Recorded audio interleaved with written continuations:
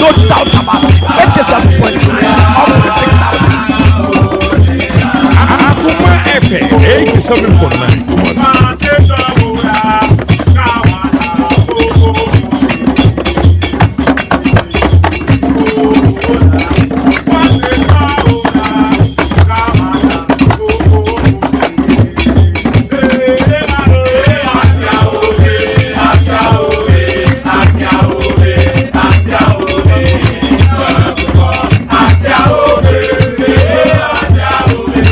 Yes, trans be live on Akoma 87.9 FM. And around this time, next of Vim no Eda so was so kakra the blasters could make it. I mean, permutations, calculations, no Egusua air coso. Say we say now we say now we ain't me and yes now we am for we ain't me and pass ball and for Hana we are yes yam. Ghana ever qualify. It's a Mununen some Funse Yan or Mudite. One Casa, you have your destiny in your hands. One Casa, hold on to it, defend it, Yanchimi. Any Aquatana Babini, Bompire, so be more draw. Now the Blasters are out of the Africa Cup of Nations. 3 consecutive tournaments. Nina and the Kate Okreku's regime, the Blasters of Ghana, Yakwa, first round elimination. Basa near the Abafi. Every president, Kate, administration, the Senate here. The 5th year mu and win the second term. I don't know. So Papaya, is it really the game changer? What is he changing? Akoma 87.9 FM. Ya transibio ya dia good moon some yamamu and then crofon cross to the near the bam. And then your local issues were higher the bam. Sanso and foreign issues. And then the lion at the Abram our name. Afcon and other issues. I cost one crofon cross. Yes, we need to hear. We want to hear. Nina the lion at the one some ever praying. And internet foreign news presentation and discussions never basso. If you pen nothing yet. Now Chris Hilton has been sacked. That's the sacking of Chris Hilton solve the problem of the Black Stars. Where your question are Yebisa? You're sacking Chris Hilton. Black Stars problem no. You solved and now may send Bisabio. The sacking of coaches and no NS solve Black Stars and problem that's nana. Overcast coaches are sacking in recent times. I was here in 2019. The Milovan in 2021. Chris Hilton in 2023. How many coaches any Yasaki in recent times are solving your problems? Nana. Yebisa. Coaches are you modino. Emudia Hena solve your problem no. Them problem no. A coaching and Nasa BB Eka will be. Now that Chris Hilton is gone, is the problem solved? And Nasa Daniel Enfaho. Maka Messi Abeshe. Chris Hilton Abetanasi in Fianum Enie. Day Nekoso. Upon one Casan administration no. Or Jitum Sequoye. And no pepper as the Echo Matthew. Or the Ebramu Echo John. The Bramu Bamako. Or see Jesus, a friend, the disciples no. And will be some say. Who do the people say that I am? Omokasa ya. Ebisu anyway. Ebisu to say. We no be some say. Who do you say that I am? Monso men wine. Ticket. Yebisa. Ket one wine. Enfienumni. Oba no so your game changer. Has it really changed the game? And no as a Rob say yes, what change the game no. But a sinitra say a negative change on the other game no. Saying the city and then Yabasha Chris administration ye. Yabera Ket administration ye. Now for your Chris he is gone. The problem they are solved and now Blasters Nankasa issues are managed from the camp of the Blasters after our elimination. And then someone this year Yaman for Katasu Nina Yebs Wofia Ediacho. He said the DJ China na baby awards in the dino. Yes, or no mate, say Sabios and not Dumbo, say Nibro, sense when you woo, or no, DJ China and the Ghana flag aquatic home. That video, that picture is circulating everywhere on this earth. A branch on the edge in the He is our producer. The bedroom our Ivory Coast. Na Fenema Elkos Wono. Can say the best radio show producer in Ghana. Emmanuel Wusuleto also our home. Then you know the Brian. And then your concentration our blasters no so. Nemo ya become in your band. 87. Family Samia Acheampong with from Abusuapanin. I am your host for the show. Richard Oswaye's Patrice. He is our head of sports. He doubles as our foreign news presenter. Oh yeah, no asamba joining team no. Hear the fantastic analysis, devoid of sentiments, the objective analysis. Hey, the facts and the back him. Here can say the situation per our Hanum. Was our joining team no. Sarah for him, Mr. Raphael Sarkodie. Overturning can chancing at the Don Stivo. Correct and so Omuna Awaha. Over to Monka live on the show on Akoma 87.9 FM. And then Facebook, YouTube, Ubenya Ewo Akoma 87.9 FM.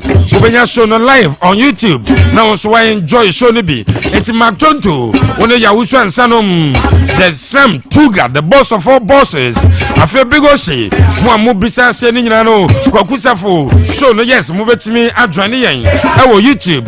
Akoma 87.9 FM. On YouTube now so I enjoy show no Ewo. And then ya Niabre. So yes I can. I say Niabre Honya solution sem. Nemum Yashe. Ding T and I do this far. What has been the cause? Why have we allowed ourselves to be taking this far? Ding T. Good afternoon and welcome to Akoma 87.9 FM. The Empire Bonnie said January Costume crying. And now 24th of January 2024. Kakaka, the first month of the first year of 2024. Muno, a January DHR. We are grateful. Yes, so on Kosuna on crying. A control bit our name. Baby, I will not be a Yankopon Mohobano, no more control Musia, no found could do some demu. The new more money, ye, Nansanian Quenchebo and no, only in from my pepper, so as Panya Kwaba. And then there's a tempo above from Kakra. As a Akoma FM 87.9 Sir, Nana Alija. Said the BCN. Said the BCN, ye day all the seriousness. And they address the problems. And they have a check gun of whom baby problem no any baby ye be your solution. No na afibia ye be 40 something years 40 years design ye drew 60 years near Kakwana drew 100 years near Kwame ma abda so better near nyi. We will not allow. Now look, I can read the message be from Pechi number 2 bar say Ghana J ye last have confin na ne ya wo no. But see desire the 80 years no wuko no hu bi. Akoma 87.9 Kumasi to set the issues. Yam for no mojitum say there was a problem. Mojitum bia ni a problem. So why can't they do anything about it?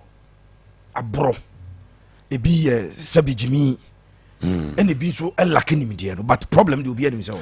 It is not every problem that you identify that you can solve. Okay, the fact that you have identified a problem doesn't mean you have the give you a capacity solution to solve it. It will be well to identify a problem, no, but how to solve it? Capacity not the best solving, no. That is one of the problems that you can have.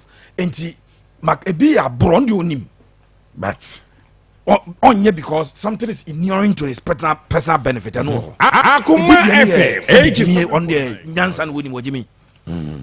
And Sani Padon to me solve it. And Obi so the onim problem no crown was solve it. So 3 kinds of people in a system. Okay. Omoa omunim problem nim solution but omonye abrofo no ho. Omo sub omajimi a omto mutimi nya hwe ho. And omo problem no solution. So all those 3 kinds of people are present. It is the reason we address them the right way. Ebeka asem se disi kire e de akire o mesi ye niabre ketokreku ya pam coach ya 2019 by any pam coach ya pia. And you call 2021 after about 2022 by the pam expire. And you call we by any pam Chris. So we are going to look at the constant factor. Today I will tell you what is K.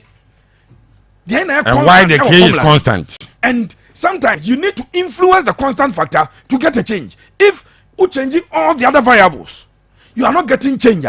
It's just a constant factor. And that will bring the change. It will be all basic economics, BI production management to be any massive American. So what done variable input na still more production. You must touch the fixed input. The moment I have coffee input, and the desired results.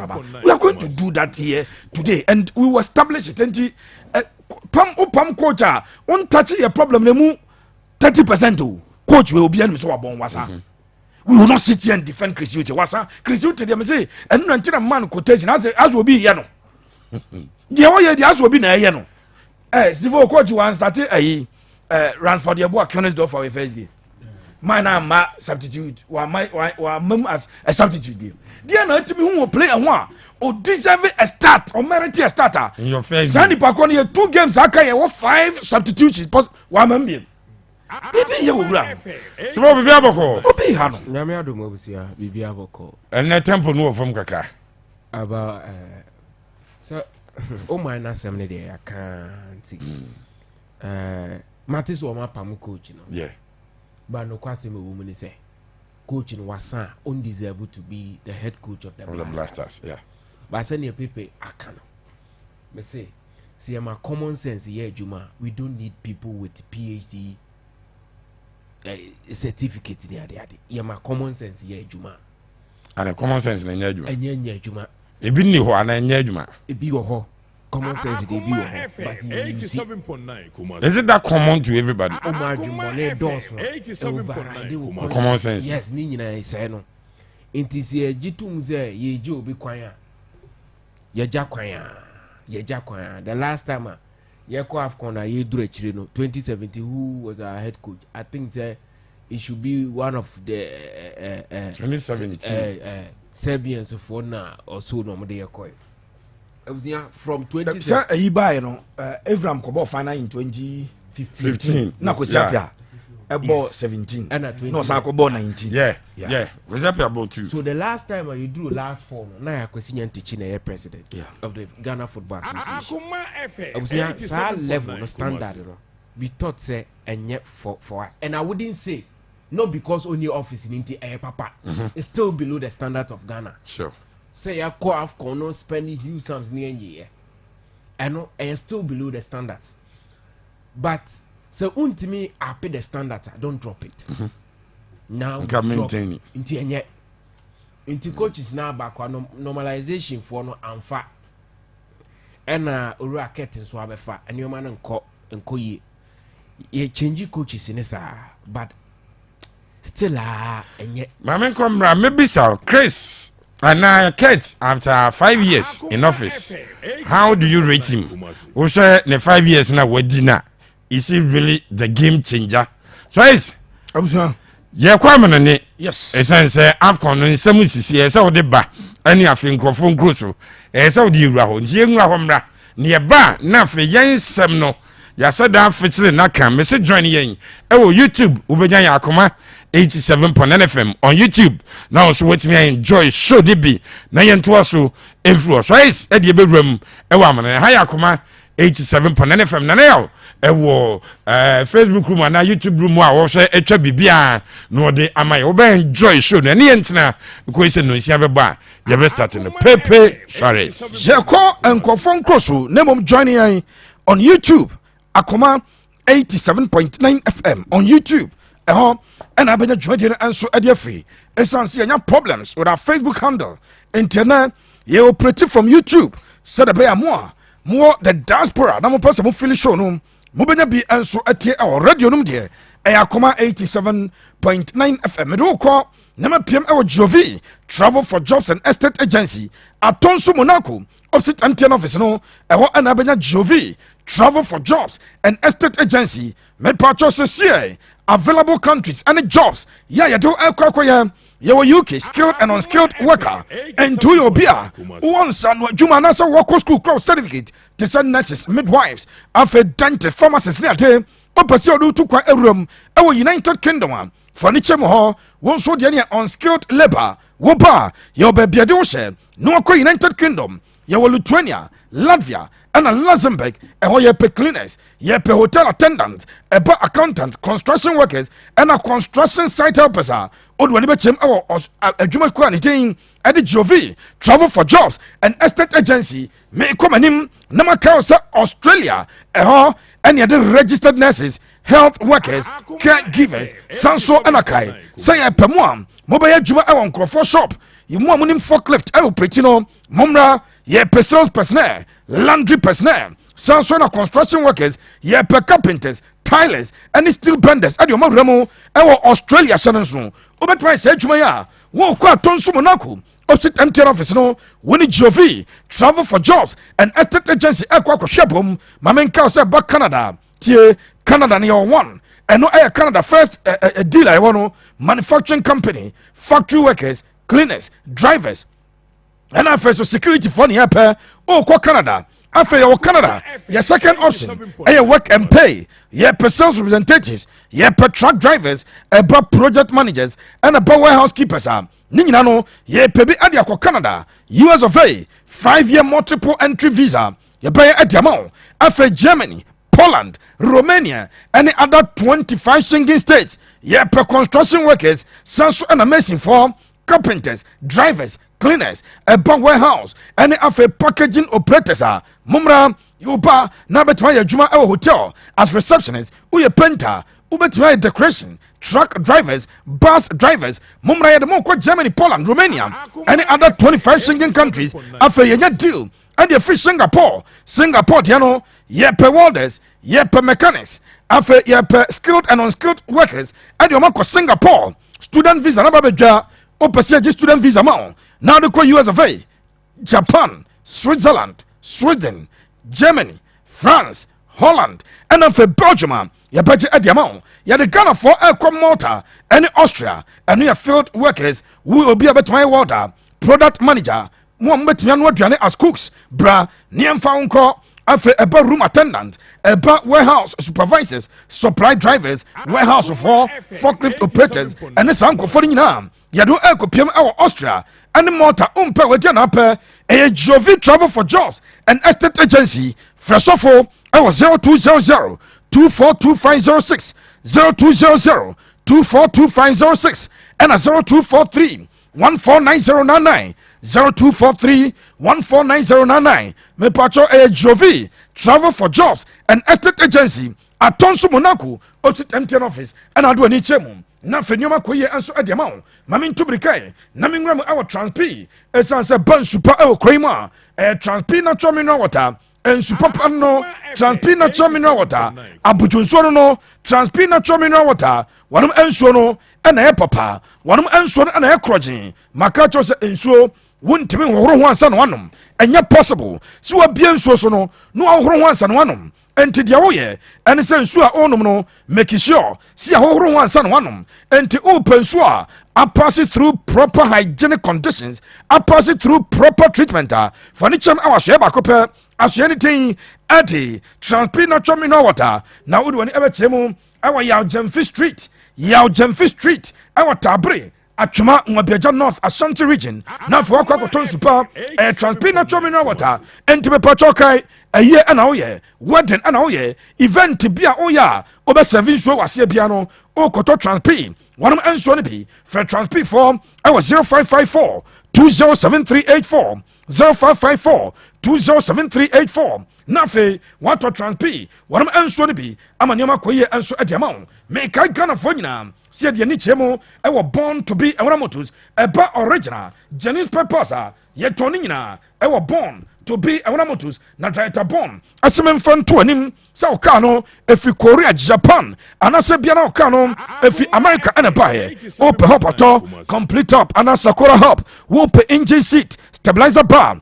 suspension bars ope bushings born to be motos mamenka samo mopa disc ope caliper brake pot and master cylinder ye ko born to be motos memo bi faso kwa and no wachenchina don't get it twisted and mobi nada wadwen and your mapanade ni nyina were born to be motos kumasa sofitam and abena director born one on your mano one kofa ba anti price ni affordable original genuine over from born to be motos I was 0244 86 59 94 0244 86 59 94 I born to be motos original Janice Peppers I fie yengramu I will kumase serimo ye ben shop right no Josent Fashion House enter the papa fie papa fie sister wash fake a che ɛsɛ otumi hyɛ original wahyɛ fake akyɛ wode akyire ya no wafa no akɔ fake da bie na ahyɛ area hɔ na wote no ɔmo taa serew na wonya awɛ sɛ maka kyɛ sɛ akɔa bi ɛne ne kɔ kuma se hae na yɛfrɛ no ntare bɔne hene mpaboa bɔne hene wɔno na hyɛ mpaboa na ɛpaapae ɛsiane sɛ yɛ synthetic ɛne wɔtɔ wopɛ original wopɛ papa fɔne kyɛm ɛwɔ josen fashion house kuma se siri mɔ yɛpɛ shoprite no wo josen to wo dodge ɛyɛ adwuma baako bɔwura mu wode wɔne kyɛm ɛwɔ adum a ɛnka ne topman building ɛsoro nyinaa ɛyɛ josen fashion house kuma se kɛdetia yɛne hello fm ɛdi nhwɛne mu ɛnhwehwɛ dan no si ɔno bɔwura mu woba bɛtɔ original ɛntadeɛ ne mpaboa bɛ na apa hyɛ wopɛ balenciaga ebi a wo no wopɛ puma wopɛ sɛ wohyɛ adidas wopɛ nike ne yɛwɔ air force yɛwɔ air max yɛwɔ jordan ne nyinaa bi ɛwɔ hɔ woba ɛbɛwuram na wopɛ jeans a all sizes all colors all designs yɛwɔ khaki all sizes all colors all designs wopɛ shirt sɛ long sleeves anaa short sleeves designer bi a wopɛ bia no woba bɛgya ne shirt ɛwɔ hɔ mo a mopɛ club tee ɛne round neck yɛde ani kyerɛ mo josent fashion house ɛmaa no mo straight dresses ɛmaa mo short dresses ebi ɛwɔ hɔ wopɛ ma crazy jeans wopɛ ma skirt ne nyinaa bi ɛwɔ hɔ yɛakɔ akɔfa mo office wear ɛma dinner wear mo wedding dresses church wear ne nyinaa bi ɛwɔ asoɛ ne den ɛde josent fashion pepakyɛw wahyɛ slippers na kyɛ hyɛ original baako ate fɔne kyɛ mo josent wo sɛ wopɛ channel anaasɛ hems wopɛ original no ɔmbɛtɔn bi ade ama wo price reda fam frɛ josent ɛwɔ 0244 252240 0244 252240 na afei wode josent fashion house ɛnso akɔ akɔde nhyia mu nyame adom a kumaseman yɛto nsa ade afrɛ mo your favorite station Akoma 87.9 FM ɛde Akoma health walk ɛde ɛbrɛw wei ɛyɛ the biggest health walk a ɛhiti Ashanti region yɛakɔ akɔdi buro nyanaba ɛne anuane deɛ yɛdi bi papa ɛnam ahodoɔ a yɛaweɛ wɔn mu sesa gum so sesa gum na baabi aduru no ɛsɛ wotumi exercise kakra na afei o burn some of the calories ɛsan sa deɛ no ɛdidi mu akyɛ mepatɔ wɔanyɛ exercise a ɛha dwene enti nyame adom a on the 10th of February 2024 on the 10th of February 2024 the biggest health talk ɛwɔ sekrum ɛhete Ashanti region ɛne Kumasia anɔpa 5:30 ne ahyɛseɛ anɔpa 5:30 ne ahyɛseɛ na aba ɛbɛpiem a ebi a moyɛ kifit club ebi a moyɛ fan club football team supporters banks churches groups outdoor wɔ bia bɛtumi aba bi ɛyɛ mega health walk Akoma 87.9 FM ɛna ekura sɛ adwuma deɛ wɔ mu mame nkae wo sɛ saa health walk yi oba mobɛtumi ahyɛ mo branded t-shirt ɛde aba adeɛ no kora no yɛbɛfa ɛwɔ TV3 ne yɛfa ɛwɔ onua TV ɛnti ne nyina no yɛbɛtumi ɛnso ama fans kakra hɔ a ɛnya asɛm ketewa ayɛ akae sɛ anɔpa 5:30 yɛhyɛ aseɛ wɔ the forecourt of Akoma FM ɛno ɛyɛ directly opposite the Kumasi Ceremony main gate ɛne yɛhyɛ dwumadeɛ no ɛnso ɛde afiri mempakyɛw yɛ media partners ɛyɛ TV3 onua TV freenews.com and onuaonline.com Transparent natural mineral water wɔnom ɛde nsupa aba bɛsɛ dwumadeɛ ase afei floral tissue ɔse choose wisely floral tissue any tissue a wotumi de pepa mfifire na wasa akyi mu na sɛ wobɛtɔm ɛyɛ papa ɛyɛ floral tissue ɛno ɛna ɛpapa me nuaba ɛnɛi woyɛ wo makeup woatwi w'anim kama wohia floral tissue deɛ aka no wode twi a na ate adeɛ no adeɛ atwi no kɔ ba flower deɛ wode fafa so a na w'anim no ɛda so te sɛ deɛ teɛ wompɛ wadi anaapɛ top chocolate spread and drink woba a wobɛnya bi atɔ ɛyɛ papa St. Ben Jewelry ɛba nkɔmadeɛ ne nkawankawa ebi a meni adwoa wopɛ sɛ wo ne kwadwo ɛware ɛhɔ a ne makɔ wuram ɛwɔ St. Ben Jewelry na afei makɔtɔ kawa na mode bɛhyɛ no aha wobɛtumi akɔ enti wei yɛ adwoa ne kwadwo momfa ne nkyɛm ɛwɔ St. Ben Jewelry na monkɔnkɔtɔ ɛnkawa ɛmfa ɛnyɛ mo ayɛforɔ no mepɛkyɛw wode w'ani akyerɛm awɔ Akoma FM a nyame adom a Saturday 10th February 2024 ɛna Akoma FM health walk no ɛba so dendenden yɛakɔ amanane aba yɛba a yɛde deɛ ka nyinaa bɛtoa so medin ɛde Richard Acheampong bɛtuma fam Richardo Suarez Pepe kai sɛ menua Kabiru ɛnso ɛwɔ ha ɔbɔ me kyi dɔm dendendendenden na mede nsɛm no nyinaa ɛnso ɛde abrɛ wɔ nanayaw wɔno ɛwɔ engine room situation room na dama ɛna nsɛm a yɛbɛbɛyɛ ho adwuma no nyinaa no ɔde pictures outdoor ɛde bɛgu page no so sɛde bɛyɛ a wo nso bɛtumi afolo mepɛkyɛ ɛyɛ YouTube ɛne Facebook no ɛyɛ down enti wokɔ YouTube page hɔ a na wabɔ Akoma 87.9 FM on YouTube Akoma 87.9 FM on YouTube na afei de dwumadeɛ no ade abrɛ menhyɛ aseɛ no na ma me top scorers a wɔnom apia mu ɛwɔ the AFCON 2023 yɛ bɔ 2024 aberanteɛ de din ɛde Emilio Nsue Equatorial Guinea, who could have guessed see a bɔ AFCON ne adu baabi aduru a ɛyɛ aberanteɛ osi akan ma Equatorial Guinea okɔ ne club side a ɔbɔ as a right full back ɛde ne bɔ number 2 ɔbɔ national team a ɔyɛ striker wɔno ɛna ahyɛ most goals ɛwɔ AFCON no mu 5 goals ɛna kura branche no afei deɛ ɔtɔ so mmienu ɛyɛ Baghdad Bonneja wɔno ɛhyɛ 3 goals na mmom ɔde n'ani akyerɛ fie Baghdad Bonneja 3 goals ɔde n'ani akyerɛ fie ɔde w'ani kyɛm ɛwɔ Egypt a aberante ndidi Mustafa Mohammed wɔno nso abɔ 3 goals ɛwɔ hɔ a wɔno nso ɛda so agya competition mu afei yɛnkɔ yɛnim wobɛnya South Africa Tambo Zwane wɔgyina mu bi Mozambique fo ɛkɔ fie Gelson Dala wɔno ɛde 2 goals ɛkɔ fie Bertrand Traore wɔno abɔ 2 goals ɛde ama Burkina Faso Jordan Ayew ɔne Kudus Mohammed Ghana ɔmo de 2 goals ɛkɔ fie Lassani Saniyoko wɔno ɛwɔ Mali ɔwɔ 2 goals ɛna Lamine Camara ɛnso ɛkura 2 goals ɛwɔ competition mu a yɛde wɔn nsɛm ɛde ɛma wɔn meekɔ m'anim join us on YouTube Akoma 87.9 FM on YouTube obɛyɛ dwumadeɛ no ɛwɔ hɔ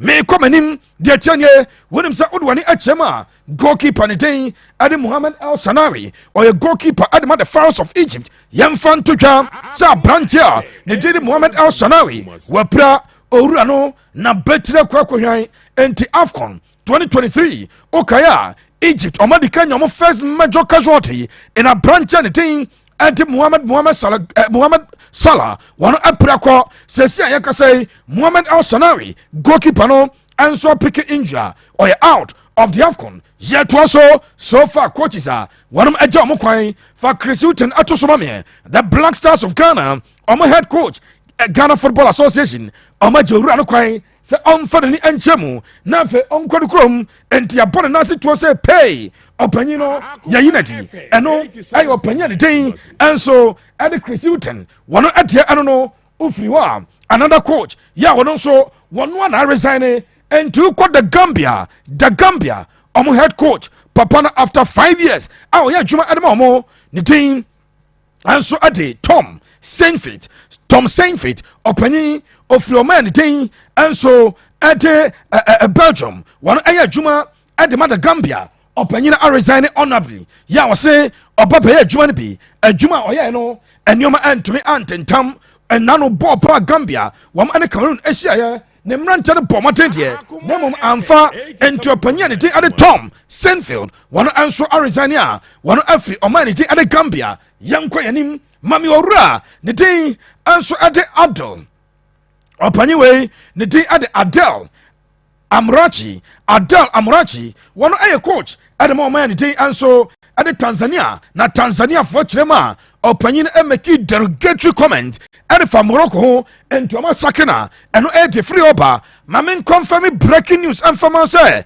La Côte d'Ivoire sɛsi a yɛkasa yi ɔmo coach Gazette ɔma pam no ɔmo sɛ yes La Côte d'Ivoire ɔma qualify ɛkɔ round of 16 nanso coach ne nano wɔtena hɔ ɛma Equatorial Guinea hyɛ 4 ɔmo dwere ho ɔmo nte aseɛ ɔma bɔ coach ne nase tuo pay so ɔno nso ɛnkɔ a wei ɛde free ɔba nana yɛnkɔ yɛnim on YouTube page hɔ ne yɛnyɛ adwuma kakra ɛntu kaisa 2019 saa coach wei wɔna bɛgye AFCON ɛde si ne nan so ɔpanyin ne din ɛde Jamal Bemadi coach ɛde ma the Desert Foxes of Algeria in 2019 ɔgye AFCON na ɛnra ɛbra wɔnom ɛnso afiri mu no ɛna ɔba post match ɛna journalist bi ɛbɛbusa no question journalist no ɛbusa no question ɛna ɔsɛ hwɛ you are on a mission I have known you for 6 years ɔsɛ akwa wɔ minim o mfie nsia ni ɛna da bia pɛsɛ yɛ pam me na o question no ɔsɛ sɛn ɔsɛ me yɛ the first coach a mɛfiri first round ɛde ama Algeria mienu okay matemi dase kacha ho sɛ me nso me yɛ the second and only coach a magye AFCON ɛde ama ɔman ne di ɛde Algeria sɛ no so wote aseɛ enti wei ɛyɛ coach ne deɛ a wɔde ɛbaeɛ ɛne ɛde ho nsɛm no bi ɛde ma tiɛfoɔ a muti Akoma 87.9 FM yɛnkɔ yɛnim nana mame group wɔyɛ group D mame group D standings no na memfa nyɛ adwuma oduane kyerɛ ma group D a Angola na ɔmo ne Ghana ɛwɔ the same group ɛwɔ AFCON no mu sɛ wokae Angola yi yɛ group ɔmo di second Angola okopia mo AFCON a Angola enya 7 points Burkina Faso nya 4 afei Mauritania wɔnom anya 3 ɛna Algeria wɔn ɛna hwehɛ Algeria anya 2 points enti no ɛyɛ group D sɛdeɛ nneɛma esi kɔɔ ɛwɔ group D ɛne ɛte wo nsɛm ɛte ɛma wɔ no na na ma me saa coach wei na me musa Ghana for question Ghana for mmra monkɔ YouTube sɛsie Ghana for nkɔ YouTube sɛsie na mumie Akoma 87.9 FM on YouTube Akoma 87.9 FM on YouTube ubia sɛsie ya me patro mo kai papa wei ne din ɛde Ahmed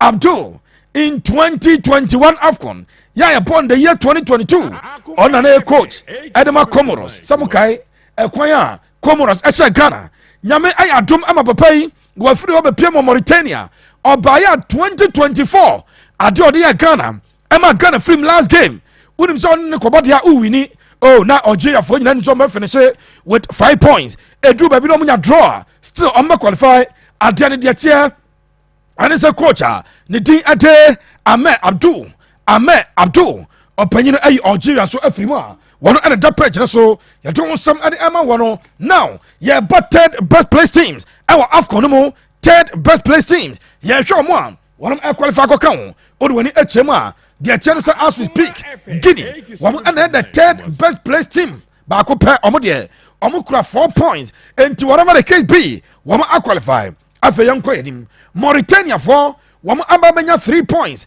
-1 Kaisa Guinea tiano aya 4 points -1 Mauritania batosom yeno omo 3 points -1 Ivory Coast atosom yansa Ivory Coast omo 3 points -3 ye kasa Namibia one answer our 3 points -3 and oman di at Zambia one answer our 2 points ya omo no one any goal difference bia or 0 and to the chance na games no La Côte d'Ivoire look extremely likely so omo ever tournament ni mo we e free oba you don't some at the Emma war and na Teranga Lions or Senegal one a boy na Teranga Lions omo game no a branch the thing at the Abdoulaye Seck one energy man of the match in that particular game Abdoulaye Seck Abra Maya ne thing at the Senegal one a winning omo third game and to Senegal for a 9 points and the crowd mo omo the only country one for 9 points e wo AFCON mo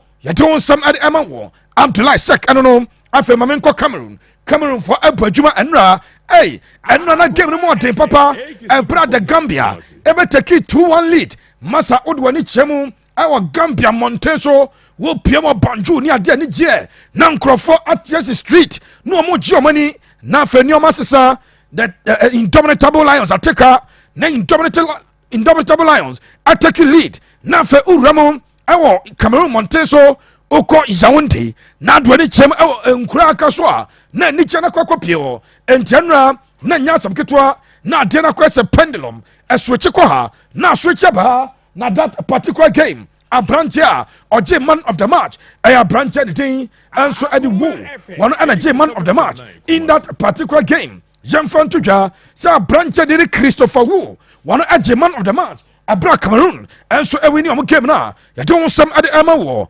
nana for the purpose of confirmation for group E and also group C Mami Tebono Nafe at for Mama into Senegal and 9 points and a Senegal and ya Jean-Francois Tuja sa Cameroon Omunya 4 Guinea Omunya 4 and the Gambia one also and ya point Bia and no and Tom Stanford one resign Sardiano or Baba Bon Homoting in terms of gameplay and on my Cameroon game Nanso Nyoman Koyi into a Penina Resania ya don't some adima chefwa Muti Akoma 87.9 FM me patoko YouTube na sachi Akoma 87.9 FM na fe yanko yanim enra owura wei ewini adia ye friend say supporter of the game makacho say AFCON no wo ho empanfo na mu volunteers na mu no mababeyu na omunya you as fan of the gamer masa nyoma de kofie no enyankro enti Angola ne Burkina Faso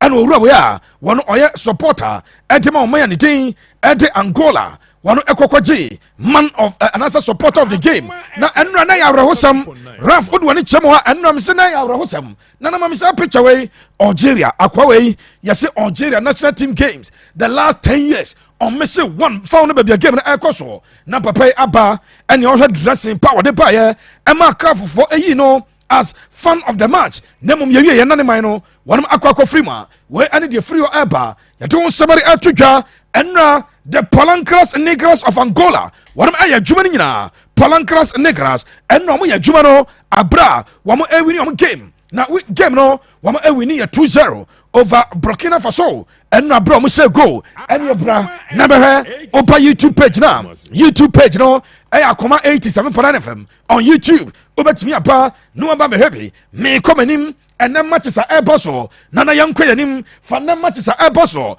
efoto so on YouTube Akoma 87.9 FM on YouTube na che for me happy and na nyame adoma at exactly 5 p.m. South Africa omni Tunisia ebo at exactly 5 p.m. South Africa Tunisia one of the besiani na fe Namibia and Mali and so abo 2 games are eboso concurrently 82 games eboso ya don some at the amawo sounds so about 8 p.m. Obenya Tanzania wamone DR Congo Tanzania omni DR Congo na fe Morocco and Zambia and so came no abaso 8 p.m. and also concurrent ya don somebody atudwa me patcho officially anya Ghana lose game no Monday and a Ghana free and a Ghana every competition mo a bra gamer no man did the Cameroon wama aba Cameroon efa win and a Ghana every mo enti odwani Acheampong as a ESPN Africa mo adwene omod Andre Dede ayu Remy Morgan and a to and omacho Ghana eliminated na so man afrim and the free oba mama nhwana menya AFCON stories ni nyina nwie me ya na ma bed yaka adiama and no wa wo bra and share Cameroon and Gambia game no you saw football you saw African football at its best game no name no more there yanka che for 65th minute and also 56th minute and at the Gambia as a first goal game at so and a Cameroon abateka 72nd minute after Gambia take lead 85th minute Gambia take lead 85th minute no one pass ball na and a Cameroon akokoteka 87 no match omuka after game no guso akoso yewram 90 corner kick by oh panyai na indomitable Lions of Cameroon omo the ball na totrem na yam fan to twa say as at the 85th minute na uramu over the streets of Gambia Raf nipa Jesse Monteso because na 2-1 and you qualify and then you did the behe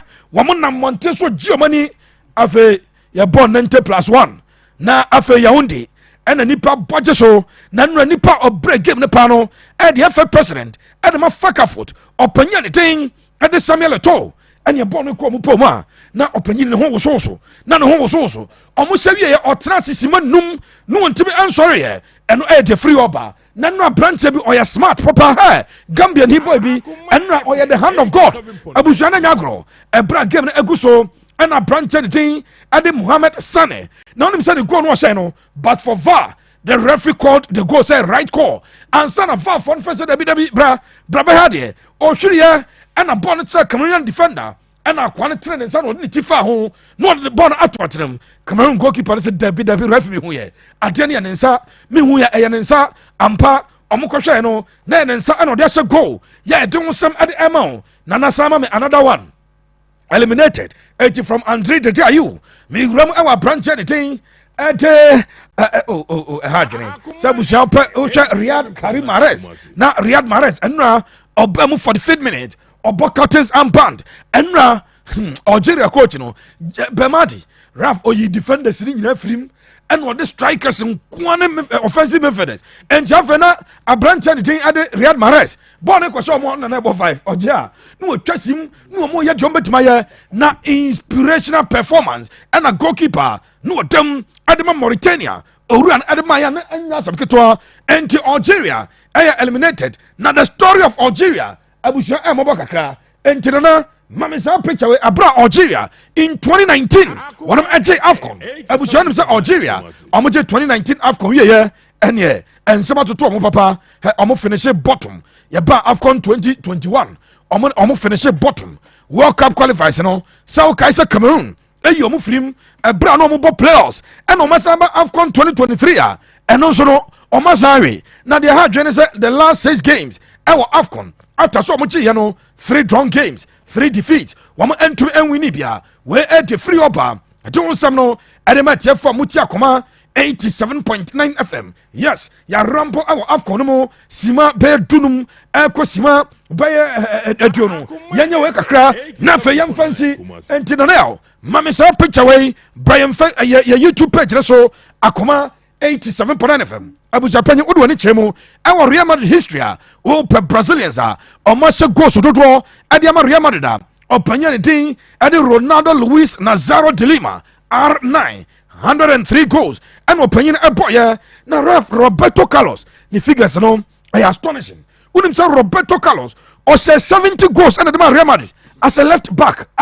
akwa pa or say 70 goals as a left back. Vini Junior says I can say was 69. Will Vini Junior be able to upstage opinion day at the R9 Ronaldo Luis Nazário de Lima na and no question Jebusa Mami Inter Miami na Inter Miami Abusha on last 10 games womu enwini bi Inter Miami on last 10 games on last win September 2023 and on winning game unim sa 10 games no wo kan ko chia on Orlando ebo 1-1 Omulusu 2-1 to Houston and afe omo akobo 1-1 with New York City Football Club afe omo ababelusu 4-1 edema Chicago Inter Miami asanso bo Cincinnati elusu 1-0 Inter Miami omo ne Charlotte ebo 2-2 Inter Miami ayadia Charlotte ekoso omo 1-0 return encounter Inter Miami and New York City so omo 2-0 and now omo ne El Salvador ebo draw and Inter Miami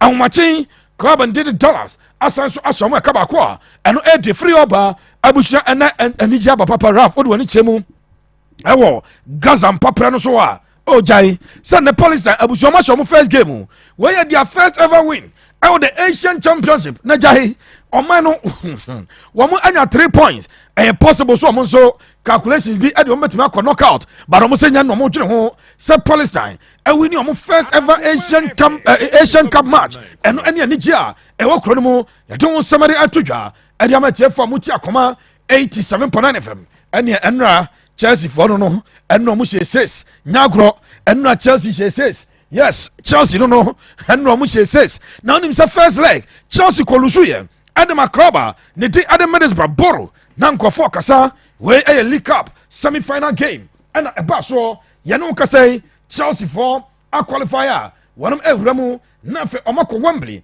omo bokara boka final Chelsea qualify 6 goals and Chelsea asesa nra ne ko pama esemienu Azal Disasi Eshebi Enzo Fernandez Eshebi Abrante did Johnny Hawson one ebo on goal and a tia no Chelsea for esesa goals no kuma na enya sam ketwa opanya ye friend say Mauricio Pochettino was a rough munijidie o project na oye but on the ogidie na ade ba ko pe no osre say Chelsea for munya gidie na mfa support emfama nkwadan wo so omususa mu de mo 2-3 years mu ba Chelsea na munim no niom mpaye enya sam ketwa we e free oba FC Barcelona president esi yemfa ntodwa one reporter esi yemfa ntodwa ne yanka nche obibia se Barca no ebeye wate oso ne Xavi ha eya adwene safi enyom mbedin nemom osin La Liga ne de omo ya candidate they will fight for it omba beje we e free oba ye don somebody atodwa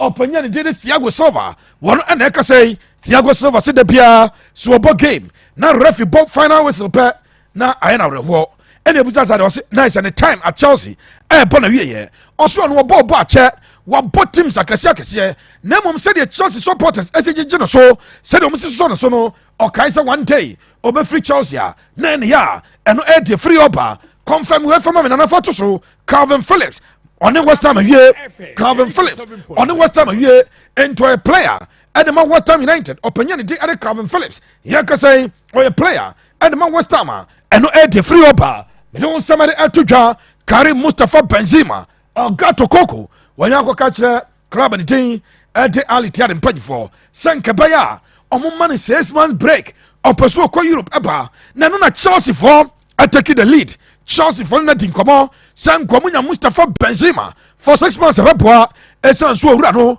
eba se onse English Premier League teams na oya de papa say na no me kachire say the favorite victims club ya from Liverpool na ba Manchester City na ba Chelsea dan kasa Nemo ano diamatia yese be din so obeko papa eno ene de free oba Cristiano Ronaldo na Raf ade course wo China mentiase unim se anase wonum eko China enkomo kokobo game omaton ticket nipa ba Ronaldo kodru airport nipa be 20,000 omo nyina ba ombe wo kameno se Ronaldo pra eno na anase for catch club no se David sa kwa no pra match na maso because ninti ena nkofo aba and no the Ronaldo got a press conference. I say, and Ronaldo say, "Oh, sorry, on for 22 years, one time, then the year pass over China. No, but you know, what Prince Abusuapanin refund you beer ticket at the amano. Say, on my side, the honors are baby. Nemo, on much cho beer sika at the amano. Ronaldo, our press conference, and I say, I love this country. I love being here. I love being with you. I want to play for you. Please don't be sad because I am sad too that I am injured and cannot play this game. And the free ever. Victor James Ocean also making a general that on Yami Aduna season in Panoya. On Victor James Ocean on him Diobaye and the Tuja so are taking a decision. Echasa and Yadia January Obemuvu. Na Chelsea for your willing. So 120 million euros.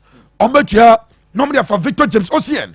Omrameli Delights and so and for more. Where I can free oba. Don't somebody at Tuja. Afi record be break Abuja. Record be ever breaky. Eye dan abako ebe breki wonim say Hurricane oba wiase onye league da Hurricane onye league da ana branch and the Kingsley Akoma omo league awanye da and this season Bayern hono say Bayern anye league Kingsley Akoma ne record na say opanya ne dey ade Hurricane G league waye new record onye bi da eno kakra free oba Luis Suarez ne kobusa no say nkofo je Ballon d'Or nkofo je no so wono individual awards no enya de na ni je ho was yam fan to just ewiase no buy no individual awards wa bro individual awards so and you say Messi ni Ronaldo mo je ho crash me se me bro so na me uru fi say magic golden ball na se top scorer abra Ronaldo ni Messi nyina ball league ni bi na me meje murevi maya saade na hafe de babiem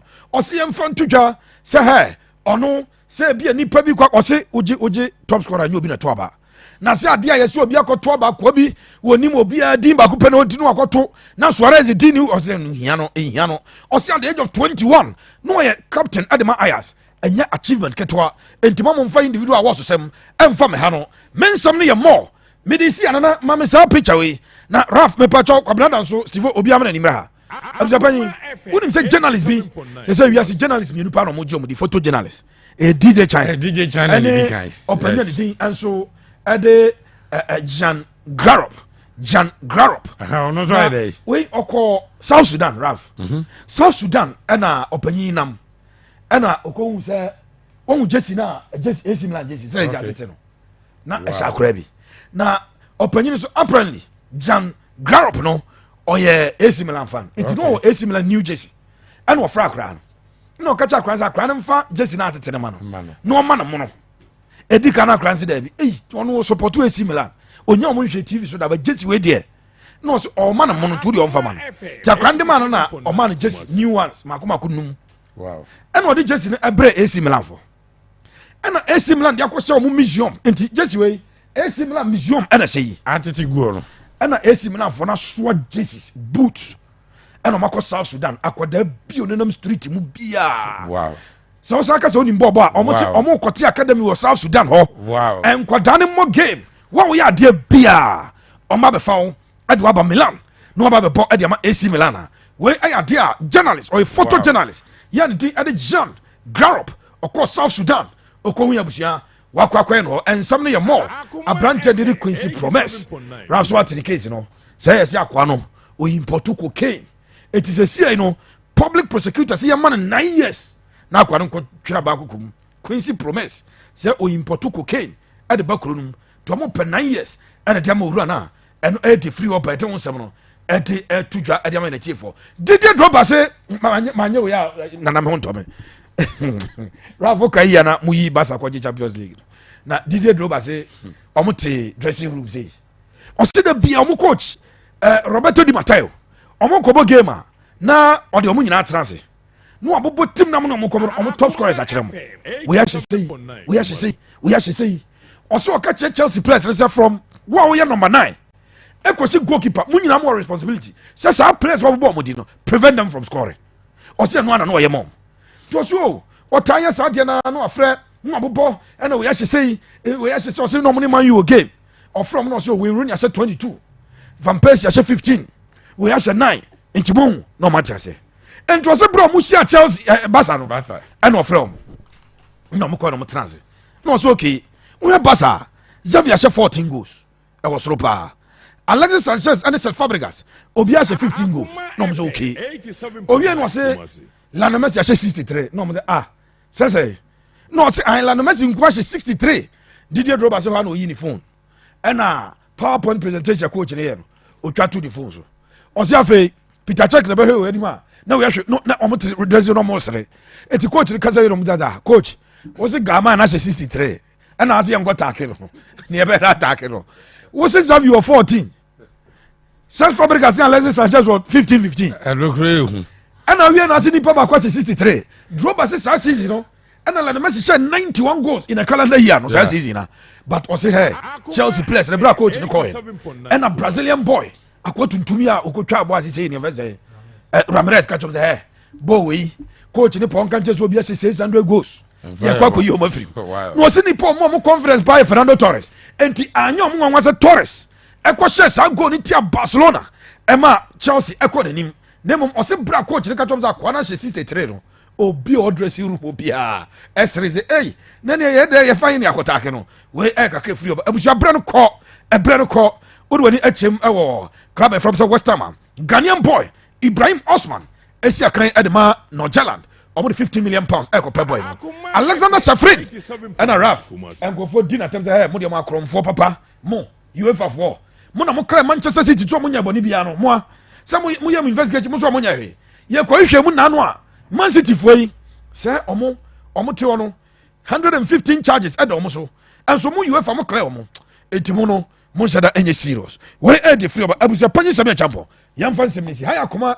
87.9 FM The Lion Richard Suarez Pepe and Otinen Kana yes I mean some and odi egu amayese live on Akoma 87.9 FM Johnny ewo YouTube Akoma 87.9 FM de cross wo nyina no obenya bi etie no onya bi ahwe na yentoa so emfi ojo yes fa family no 90 ema me why woni Richard no him Esther ne afi ohima akitwa mo nyina mo nam kwa so nyame adoma tsan de ekọ 1 week no enya asem ye be seda de ho nsem aba monko awurade mfa monko dumaye seraf bibi aboko nyame adom boko yen kwa mo ne kaka eza awurade abafo ahiti but obe ya family nsem kakra ntwama sana ya be but your man is gone crazy thing is the problem solved?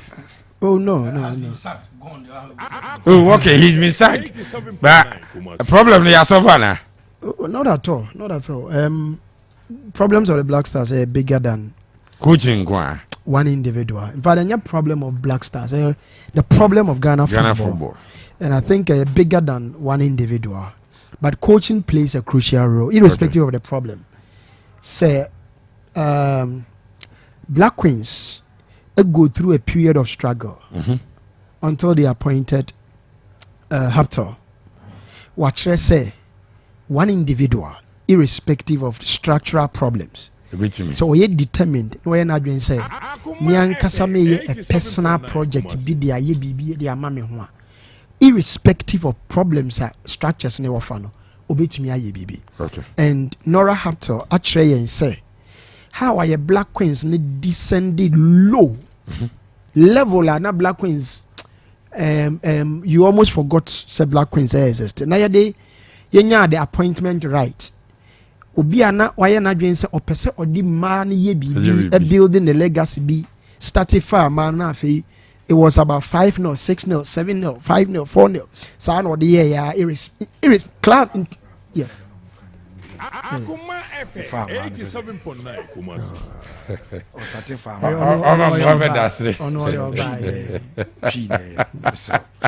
was there starting farm man any abro na pepe so pepe dia as mo kai about for said that what's that about to go for this you are any abro ni odi ade ni dia wa ante becho say o hwe buy starting farm man ma dey inform sa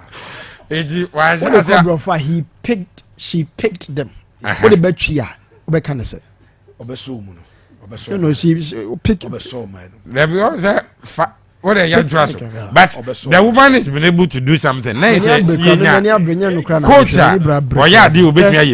So I am saying the American say structural problems in the me out. The reason why I creating yen exonerating and I say yen asema ye can ye deni jina mu bi can say problems no ho issues no ho nioma problems ni nyina ho but unya manager na ni abre pese oye bibi ma ono ho a or relegate those issues no aye na adwen say obe build the legacy boy obi oye hungry for success as a come didn't say or person or build the baby and creativity more at the age of 6 years or more. I say that's what we there's no hunger or test to build anything again. Problems no bigger problems no FA issues no ministry issues or minor structural policy issues or ni na ho no me about say Nora Hotel etimi be sesa the fortunes of black queens. Are possible so unya a hungrier person.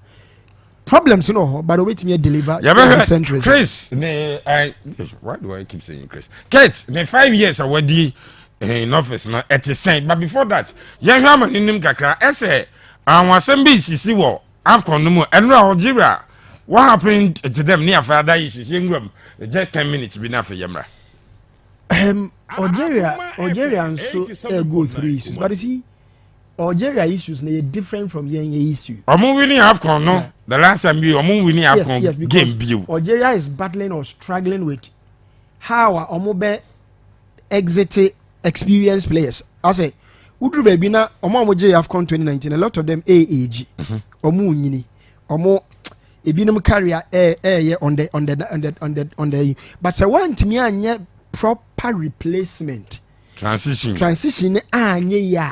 Obre inti ba ho mo ball come book mo ball pa na hu so mo ball no almost string passes together but what's happening well and America say yen I saw Mandy 32 years just for you to appreciate Algeria problem na when say at times a transition amfa you will struggle and that for me is what Algeria is going through. To me Algeria problem and to say in Ghana Diana maybe I don't think that it's about it's the same problem. Okay. And so for me it's all about structural issues when it comes to Baghdad Bonaja 32 years okay and what how more Etienne is basically got to do with Kwanya Befa so I transitions I'm a young guys and take you over I want to say them we have struggled to replace Asamoah Gyan.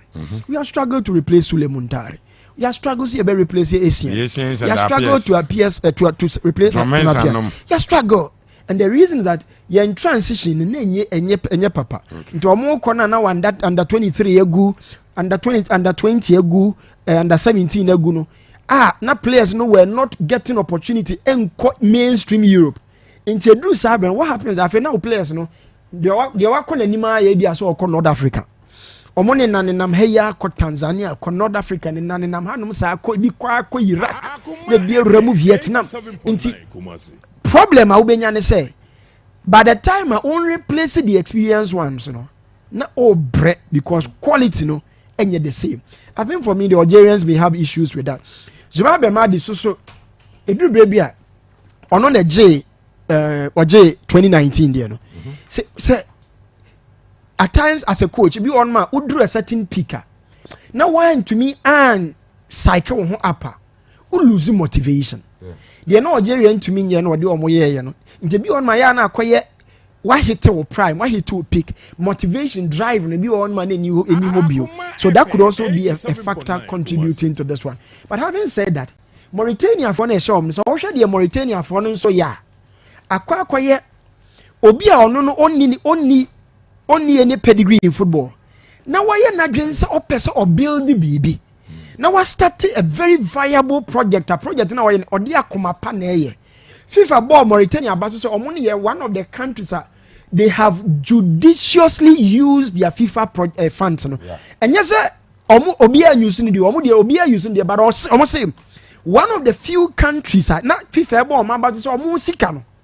the omodi aye no okona de wani kwhwa yi ha okona de wani kwhwa uhunu say ntimi hwe omo FIFA project na omo aye o na me hwe facilities ho me hwe say nkwada ketenkete under 1540 won e campion na omo develop omo say de be ya ne sa nkra no bi na enyo so omo bobo ene Algeria e bo na omo say Algeria no when wo vision na resource ye inevitable yenye de no ba na omo aye administration ubeko na over $200 million na da administration ti die nko na mo administer ye na 800,000 eko into project ubeko also because sikare ba wo out me restructure de no eka say me the chunk of the money ramu into infrastructure FIFA would give you that approval but ye de ne ba na mo dane ni nyina ko adan na de administration no akaba ko omo di tweet aka ene ma mienu ene swallow yen sika no say me ye foreign analysis but me ya na ababe si local unim ye ntra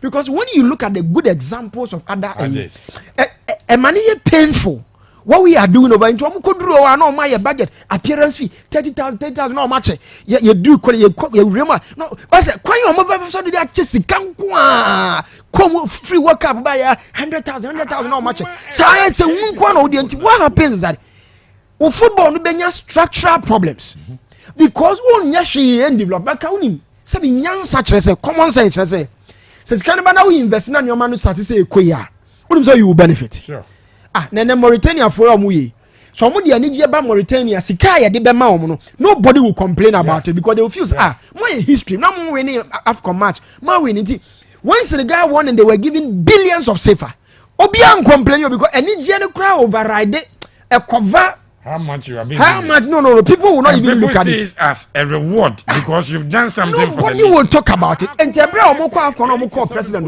wouldn't promise what man so say go and win and come when you come or man complaining and your moya but I catch them say go and win and come wouldn't the reason why they know that very well they won't get close in 10 years can yen starting channel anymore it's yanko anymore we don't lose a brony bayi wo krom hentin nipa fa kwan bia so the milky or my dry said the beya or mine nya ho fa so bia and obi wie no kwatra committee anim na obisa na sema you realize that people are wicked.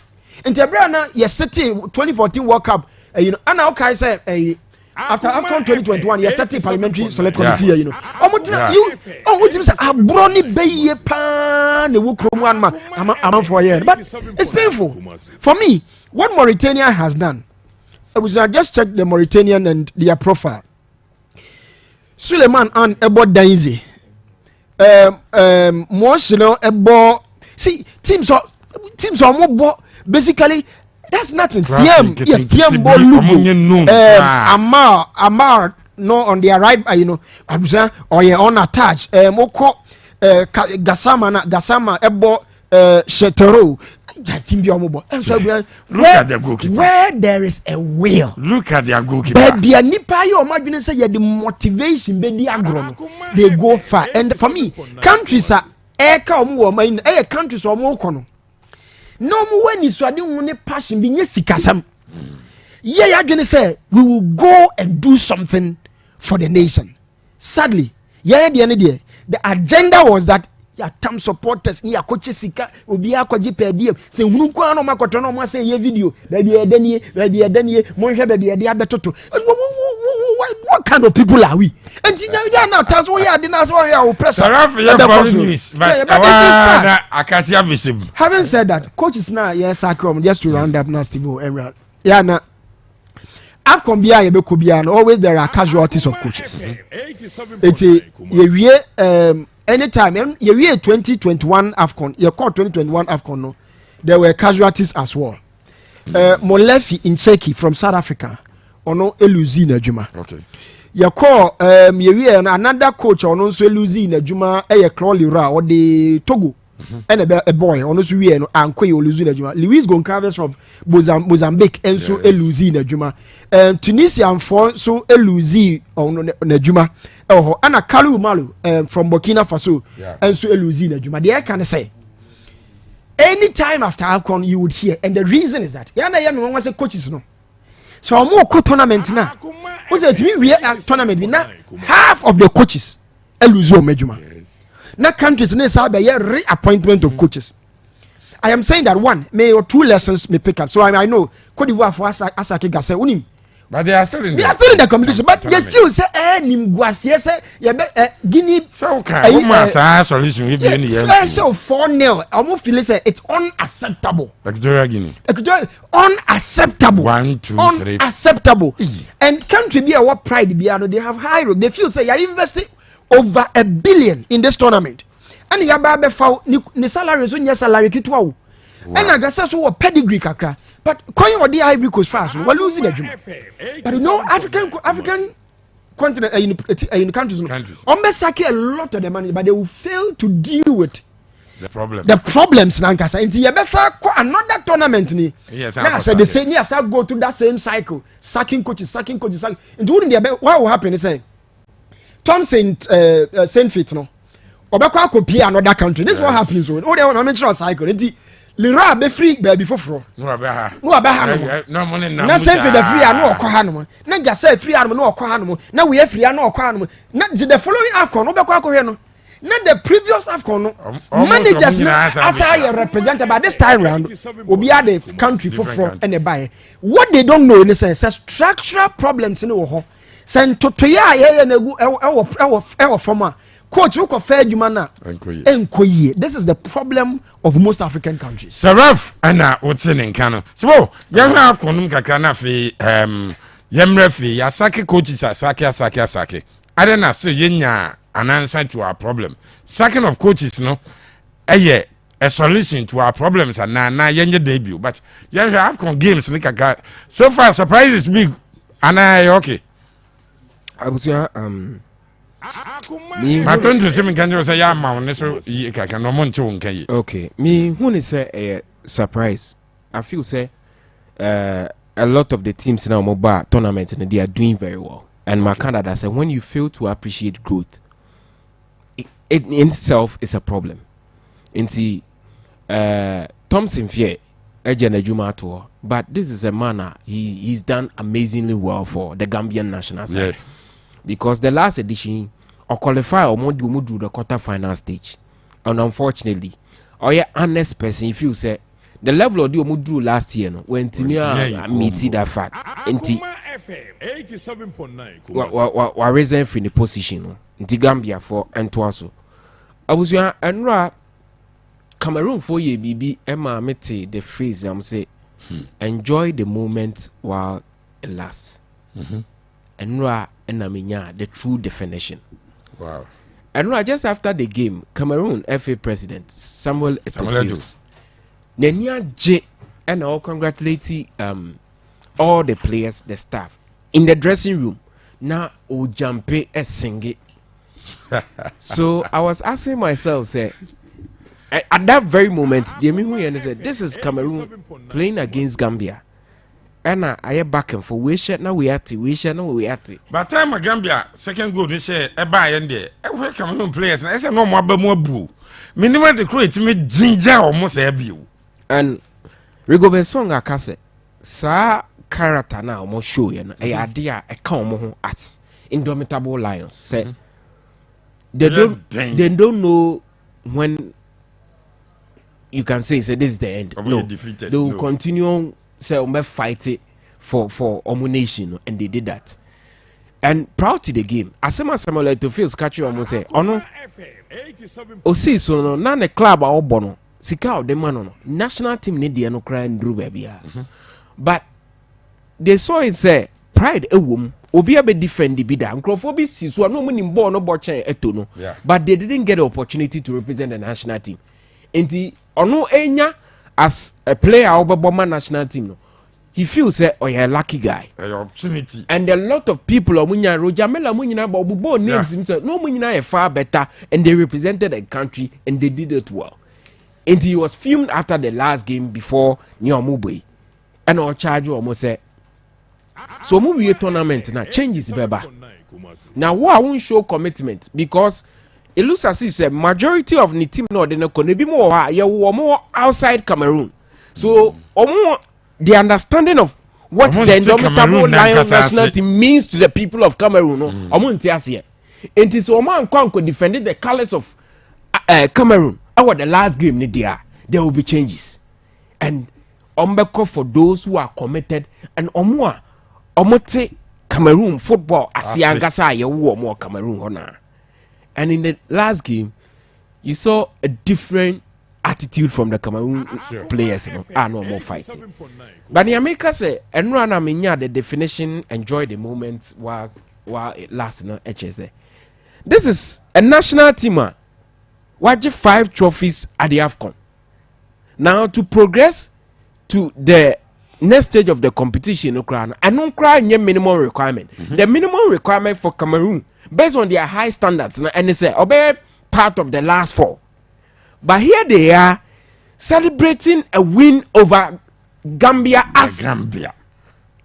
Say, Oma pick the trophy. This is a team at 2017. They won the competition.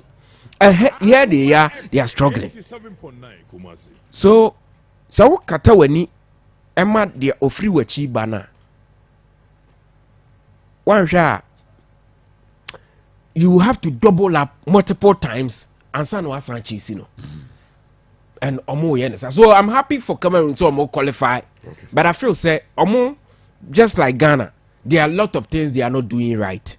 And no Cameroon national team no. And Obeka say Vason Abubakar so Pali ne absence no so they are affect Omo yepa. But on the bigger picture no, I feel say Cameroon and so lucky the same thing as Ghana. Lucky purely administration, proper planning. And idea Cameroon for no so lucky or entimiamwa. And now Mauritania enya their first win at the AFCON. And manager or the Comoros ebeye the unthinkable in the last edition. Eme Abdul. One of the Comoros qualify ebe Ghana a progressive to the round of 16 stage. I think Cameroon and eliminate Yomo. And the same manager abefa Mauritania. Adomon a qualified from the group stage. An arid land. Infrastructure. Enya dia no omuobi. But omuji to mu say omunibi. So they will make proper use of the Kakra government de beba. And then the FIFA ede momo. Into a video anana na ya na. Asase no mu si so akan o my infrastructure. Na hono ye Sakura Park. That's where they used to train. And o ma building infrastructure and kakra. And yet to the standard of the elite. But a bibia you can point to say Mauritania IBB. They will not win the trophy. Yeah. But at least. But they are leaving a mark. Say, Oma make it the best use of proper use of the FIFA. That is enough. That is enough for them. So we are talking about the elite. And they sanka Mauritania pursue ye BB in football. Gambia ye BB na Seychelles pursue ye BB. Straight away, there should be a contingent of them coming down to Ghana to learn the modular Ghana you see ya Itimako World Cup, ya building infrastructure and Yoma Bibria, your local football na ekoso. But unfortunately, they will visit Tanzania and then South Africa, not Ghana.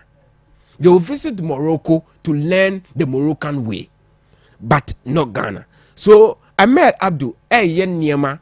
That's not to say, Ahmed Abdul yeninti straight away you go in and tap him. The elements of success. A bat in multiple folds. You need one thing and determine success. The elements of success, no also. And yet the coach, the personality, no one make us a deep Mauritania nam. But a collective effort by the Football Association, by the people of Mauritania, by the government of Mauritania, say this is the way we want to go. Commitment. And they are determined. And the commitment levels are there for all to see. Say they are fighting for a more country, no. Under no circumstance, and our bones will be fighting. Say, and your man people are agitated, and then they are using foul words on them. And now Algeria Jamal Belmadi. He was a manager who got back to the town and almost sacking because World Cup 2022 no offer him because of away goal rule and I went to me and qualify. Now 2019 OJ title no the 43-year-old they won France, but we see that kind of man. Paris Saint-Germain, even Manchester City, spells Manchester City. Yeah. Now the story near me there, but the fall from grace near there, I feel that gentleman deserved more. But Abusua, loyalty sometimes the end product of loyalty is your pain and anguish.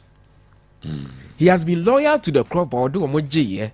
This is a manager or entertaining player or national team camp. No, I could die in it to say or any fita. Until Riyad Mahrez suffered a penalty. Omar Said Benrahma SFI because Oba national team camp no I die in it. Before say Ora or catch them say before you enter the national team base, now we train you now go back to the team. He is a man of commanding respect. The people, the players respect him. But I was saying the woman say the approach to winning the competition. I hear coaches and sometimes or tactics no mubi biano. If it's the same thing you are hearing, as a young fan say ebia relationship or ban be young front about the same thing repetition. I hear it gets boring. And change BBA. And the tactics and the instruction are all sending out to the players. I was afraid say Omanya overdose of that. I know in fact a different challenge no doubt about the quality on possess it. But form now on the bar 2019 ebimo dia a drop it. And then Riyad Mahrez call Saudi we are not seeing the best of Riyad Mahrez. What drop it totally. Riyad the bomb match now a whole player will achieve a lot or take his seat on the bench. Baghdad Bonaja, Islam they fought so hard, so may redeem the image of Jamal Belmadi. But still. So Algeria, they are entirely different from Ghana. They show commitment. The last AFCON, they scored only one goal. Yes. In the group in Sierra Leone, they couldn't progress. This time around, they came and had 2 points. And almost had 3 goals.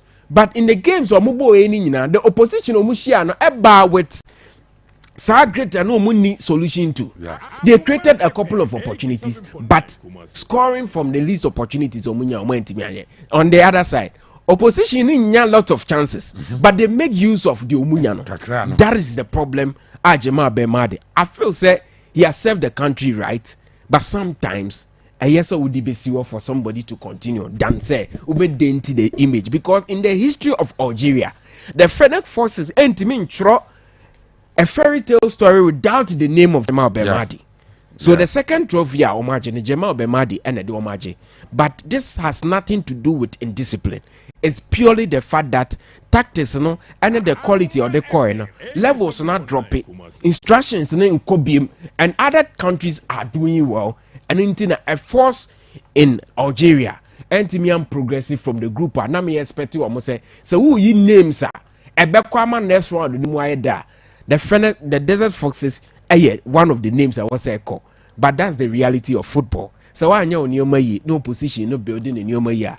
They are destined for greatness. Entina, Omantimania progress. They're done. Stivo, Anna, what's in Canada? So we are live on Akoma 87.9 FM. Joining YouTube, Akoma 87.9 FM. Mark Tonto, US of A. Or see, in fact, I was disappointed you guys went off yesterday, but glad you are finally back.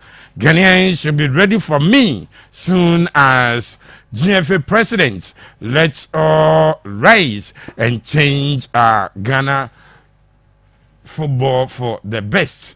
I'm going to obey every president. Yatiwai. Okay. Kobina Serious is also live from Maha Beach Resort. Okay.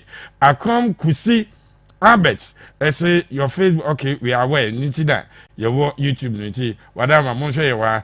Lawrence Boache AK Buche at Asenia Asumasun Kwanta near the Unity Oil filling station. Or say I plead with Keto Kreku to also sack himself for the prevalence of peace in our football ecosystem. Sa and Buche Esu Ediaba. Yes, Accra. Original Saints, Abusuapanin. Now that we know our level in the ongoing AFCON, can the money left be used at least to construct a training pitch for the national teams, if not a standard stadium? Original Saints wants to know. Papa, Ranisha, what? Sorry, Mamma Sassi through so. Yasake Chris. Does it solve our problem? The sacking of Chris Hughton solve a problem. Abusuapanin medasi mame encha Ghana for biem enanyumre. Now the sacking of Chris Hughton only a fraction of the problem that we have with our football. Chris Hughton cannot be the entire problem. He cannot be the reason why we have not won the AFCON for 42 years. He's been in charge for how many years? Chris Hughton only 1 year as head coach of the Black Stars. So nobody can say, yeah, problem in AFCON because of Chris Hughton. I have told you that Chris Hughton one of the problems of the Black Stars as far as this AFCON is concerned. Now is a Black Stars problem ni nyina nye Chris Hughton ne mum waka ho. Especially this AFCON. Poor tactics, poor substitutions. Bibia chese Chris Hughton coach in a san ho ko. Em say wa update no ho, wa upgrade no ho. Coach in a san ho. Why nyoma from day one of the Black Stars be see na kire say Chris Hughton wasa. Okay. But me say we have not won the AFCON since Libya 82. So are we saying Chris Hughton is the reason we've not won the AFCON since Libya 82? No. Now, Abusuapanin, you're the coach Kwesi Appiah ebo AFCON 2019. AFCON 2019. Ghana winning one game per. Yes. Ghana crash it out to Tunisia and the round of 16. Penalty shootout. The Americans are penalty shootout and say at that time now your third choice goalkeeper Felix Anan of Asante Kotoko. Game na penalties go for Felix na no budget penalties on the penalty chair there Mama Chia Felix. Yeah. Enti eno ade ba ko a na nkofo kan mo Felix Anamro me kai any free. Ya buy no coach Kwesi Appiah about 2-3 games bi and ya sacking. Yeah. Ya sacking coach Kwesi Appiah and ya kofa Siki Akono. Siki Akono ya juana kakra and ya qualify for AFCON. Ya bako AFCON and FA president Katokreku say so jama Siki Akono ko AFCON ebe disastrous. No or the winning touch abenti AFCON na ya koko kobia ya kwa final near film semi final near film no kwa kofa the wabo AFCON final Dadiama Ghana in 2010 Milovan Rajavak ebo AFCON final Edma Ghana ewo Angola entino let me bring Milovan Rajavak no the Milo buy and Milo konya 1 point ewo AFCON 2021 so Kwesi Appiah ako 2019 he was sacked and the Milo ako 2021 and 2022 he was sacked in first round. Any other Chris Hughton after 2023 AFCON about 2024 and honestly a sacking. And if changing coaches and sacking the coach out of Frobano, a solution at least as I can improve over Kwesi Appiah performance now. The last one round of 16. We did not improve your film first round with 1 point. Next one your film first round with 2 points. And you improve in any way. So which matter logical reason because it is not just coaching. Even though I agree, say my wanyade wabon Chris Hughton nyade. And on the sacre, I'm not saying say as what, but I say there are a lot of factors and we are constant. And to coaches I change over the years, no. And no a variable factor, a changes are. Okay. In fact, there are clubs are almost changing coaches and the positive results abroad. Your national teams are changing coaches and the positive results abroad. Ubet me a case so say, a coach na. Where they know coach na. You can say that based on the aftermath into your family, you know, a Kwesi saying. So Chelsea took a decision to sack AVB, Andre Villas-Boas, and a man assistant Roberto Di Matteo at 2 season or so, and what J. Champions League and GFA Cup. So you could safely say the problem of Chelsea at that time was Andre Villas-Boas. Ubiabet Makasa. Real Madrid for FA opinion did Rafa Benitez. 6 months then your man Koyi. And almost second an assistant Zidane take you over. And as Zidane AJ Champions League means that so you can safely say after the see say then the problem Nanya Ronaldo, Nanya Ramos, Akwaiba was in Ronaldo, Ramos obi say the massa pe baby tana. Eventually, the kwasi yan say Real Madrid twaso agi UEFA Champions League miensa twaso. So the repeat happened because Real Madrid twaso the UEFA Champions League. Yeah. That is something that you can safely say and no at the positive influence and so at the buy at the Real Madrid club. So changing coaches have a positive impact. Changing coaches had a positive impact at Meba. That is when the problem is coaching. But you can't change 1, you can't change 2, you can't change 3, you can't change 4. Now still results no a problem of coaching. Say the problem is bigger than coaching. And Ghana problem far bigger than coaching. Okay. There is no plan. The plan is to win the next elections. The plan of Ket Edwin Simon Okraku is to win the next elections. Ni nyansen nyina wonim na adwene nyina wo wiase ne say ye koto abafo fra FA president I should win. And nti no mo election ko tamale. No mo lock dan esem. Na branch bi so come de no. Ono da duro so. Jesus did you say masa ma umpie ni etu agunu so ni ya bro no because almost opia ebema court bailiff na opportunity at the rate of summons at ya bro etu am man kwan amani mpia bonten onim de hoye. Wow. We lack leadership. I have told you that our football is suffering from leadership paralysis. Omo di anim na Abusuapanin omo nim de omo ye, and it is the reason ye koswa ye benya poor results say ya because ye changing coach ba ko mienu no and the results last Sunday and come back to say na a problem of coaching. Yeah. Once what change coach, the results is even getting worse than where you were. It is getting worse. Yeah, changing coaches, you know, and yeah, worse. And changing problem of coaching. Sure. Yeah, changing players. Oh, Paco check AFCON 2017. Checking 19 players. Yeah, quite young money. And yeah, changing players. Results, there is a constant factor. The constant factor in terms of your football running. No. And now I catch you say Mampanini no.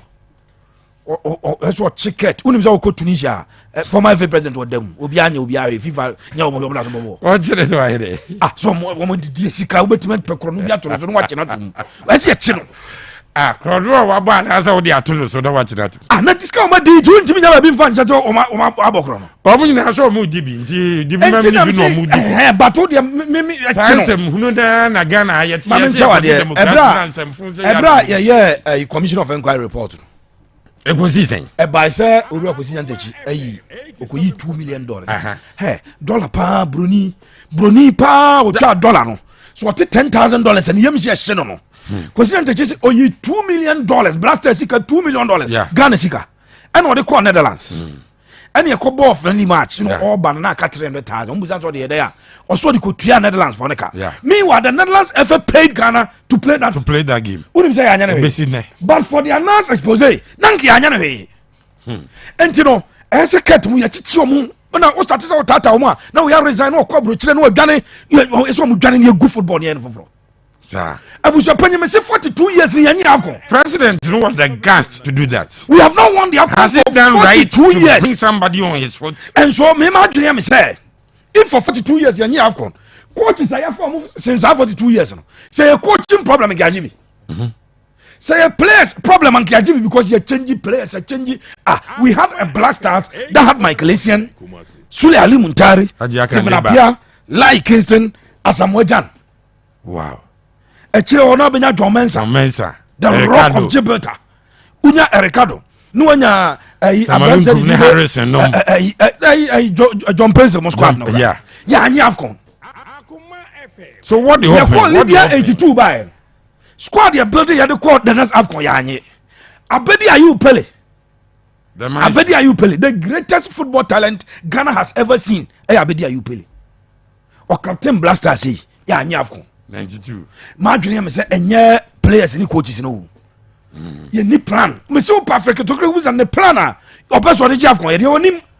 And once you are qualified to kwaje. And they say so is yanya day. Me see yam pam sa go for free or yam pam. How do we sack them? Because I'm running down. FIFA rules no. FIFA rules no say man touch FIFA mra no nya nipa. me say Tunisia former FA president Send nipa ni FIFA mra na Mali na former FA president or them nana mama on for you be say afa go na fa yenko yi max na me ntra wa dey say FIFA bet my me so I don't know Tunisia FA president go yi no or them Mali former FA president or them Amadu panic Nigeria for her so me dey betum yeah what is obi akoyi Nigeria for ball everywhere me do ewo Mauritania FIFA sika no mo de bana and now Ralph Kache say yeah the 80% almost some of the administration I'm the Acheaka administration just the Acheaka yeah the bia to paint yeah paper any pencil everyone inside FA president na printer na say ya FA president an achievement ba ko say when your tissue obi the tissue aba yeah boy some say football no akwana mre e boot wa mre e ball obi ama e tissue na yeah restaurant GFN restaurant obi ache tissue yeah GFN president na achievement ba ko obi ache tissue as ya bia choba enti u be di dia no anya tissue dia pound sa no ano kwasasam sa no mo ye de kroba Abusuapanin we we ya Mauritania FIFA sika no mo de man ye dia ko into administration no. This is Mauritania. Centre Medical Sportif. Fédération de football de la Mauritania. Mauritania for Sikana, FIFA de Yamayena. And now, yes, the 80% or so at the according to administration. Obedient. Ultimate and check it, ultimate Pamano. A call, we're president as of a Kachi.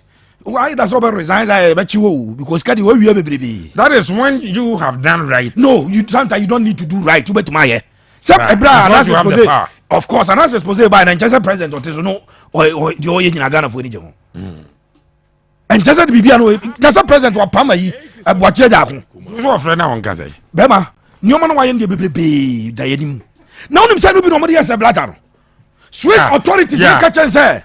FIFA FIFA president almost catch you and I saw resign yeah and we go for chop blazer near for we ha say blatter say today I have seen that football is beyond me even though I've been voted I think that it is time to call it quits na ma se nipa na cast ma bema ba bia du one fan to wa obedam ka bi chireket one fan to obedam no one wan so mfra konya no so because man woman transfer Abusuapanin onya hwe we omo solution ya pam creativity ni afafo fraba ya ne Ghana omo se match ya ne Argentina o friendly match or China ni akoba ba omo se da now so na because Ghana ni Argentina ni na Argentina bo game antidi omo da bia ni omo 3 days bia ni anya dey free e bia no dey be je Afcon na ya ni Argentina bo every 3 days bia be ya be call World Cup ya ni Brazil bo friendly match World Cup no ya call ya ntwata wo Acheampong sha we ya Mauritania o Pacho memfa unko France, when you Belgium, when you Italy, when you Spain, when you Germany. No wonder no ball. This is not England. This is Mauritania. Now Penny no vision. Penny no was Diason say. Who has a building this one no more. Except for Monjourney with YouTube, Facebook no craba, and into your bra Akoma 87.9 FM on Facebook, and now bra YouTube. Ubenya show no Beshadie. Udi bra building na so is. So in Mauritania, F no Sikawi FIFA is kind of the brain. Yeah, the Etiaka administration. Yeah, trade honka. Yeah, the talk. Cat baya and Okoyi Land Cruiser minu. And no far back no man, Adam for Oko Liverpool, broke school, one in the boy a prosperous Ado, one in a net Liverpool Cromoko University. And I honestly general secretary no man about. Because he come to clear can free port at Chewa. A bit messy training facility am Black Stars. This is Mauritania. Now obiti football no so. Unim say pram project na ono. Pram project na ono. A disc chain interchange na o my Pokuase no. Pokuase interchange na kufa do ayesi ono. Pram. Sika bia FIFA dia ma bia abuso mom se de ko pram. Unso ko ahwe ni o.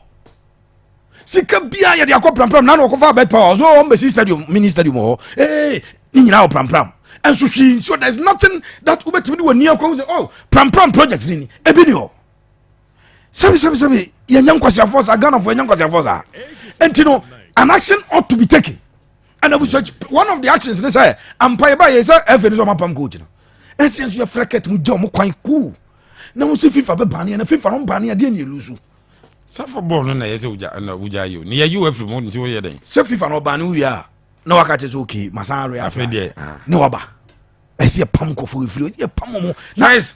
Sorry, unim so kwa sorry a. Ye nyina ye bone a ba bia e dwane ko ne se kwa sorry. Yeah, who cause the bone fat. Pentecost. We small girl na akwanye mo se ye tu asen. Tena kire o mbo a. Asori dem na ya demboyefo ye ko evangelism. Akwana na kasa ne mprofo 5 na we preaching to amra sorry. The otia so dem na wakọ from praba. Pentecost elders ni hu a ya you ko treasure mbo a. Na kati ye ko treasure na ide. First, relax. Football management fun ya o manage we fun tantan ya o yi. So you ko treasure na ide. Esi take action Abusuapanin coach ne de o mbesesa emfa hwema de bibi be ban say ye hia radicalism. We need a revolution, and revolution comes with casualties. So let FIFA says ya ban mu 2 years ya reorganize ya ho. Ni efanya ball. Ket mo adwene no mo de ya ball na wo form dodo. Ebra ye pe coach. If we had a long-term plan, the ket mo nyansa no wo soro kakra bi. And o mo nim se ye pe long-term coach a onko fa to ado mo few times me de moko work up na me jekura me ye Dortmund trainer scout na me now the juma man you are wasting time. Relax. Me samba bio Emmanuel Awua say my man Pepe, I love you so much. Keep up the good work. Opani ye dance Yamin show. Nana saying was say I was disappointed yesterday, but I find a means to listen to you guys from modern Ghana, live from Connecticut, US of A. Hey, Nana, David Okwampa, Mami Wati, who are Connecticut, Chana Mami. Was a Kent Ket Okreku step down. He is the biggest problem we have now. Sana Nana Samwa, Ede Abba. Derek, or Hennessy saying, or say, good day. We need to put football. Was it we need to catch football for like 3 years and start from our roots, just like Senegal did. It's time we become more serious if we want our name as a football nation to be recognized again. Sana Derek Ohne Eddie Abba, keep your messages coming. Me too quite a crab ya but he say Ghana yading. When some fun if we dig, yeah, Papa be so to almost want to make we because no so more bra and no so become obedient. Obedient when you chromat nano cry and say, a case, yet in tem. Maybe a cacao fee, cacane wolfie na yam from uncle. Would one it say mice and the born yet ding or my ben our person coso. Gabi a quaba biaboko. And you Gabi the can't say, Max. Hefa ena mo wona denchi ena obintumika emra Emax. Okay, medo was Abusuapanin na machia wetie for no mo hwe Facebook live na. Emax Global Link Limited. Adwumaku a emra kwan so ya gitumi de adwuma. Ye travel and tour. Ye boa obi biara a opese otu kwan ko amamene ko bobra. Na Emax Global Link Limited ye kira kwan kuma se wa asafo ye ne Senate office na di nhwe animu. Asafo so ba uduru Senate ho a no afre ya number no ude gina Senate office animu ho a uduru ho a no afre ya number no. Okay.